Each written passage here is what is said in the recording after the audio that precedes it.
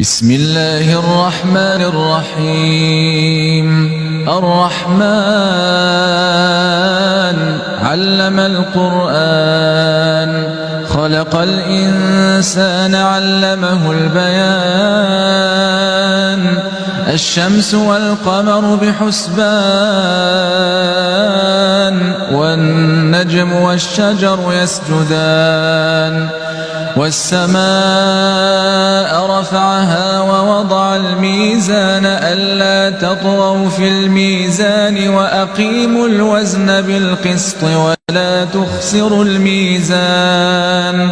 والأرض وضعها للأنام فيها فاكهة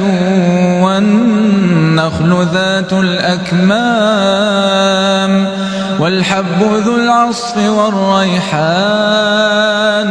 فبأي آلاء ربكما تكذبان خلق الإنسان من صلصال كالفخار وخلق الجان من مارج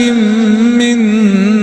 نار فبأي آلاء ربكما تكذبان رب المشرقين ورب المغربين فبأي آلاء ربكما تكذبان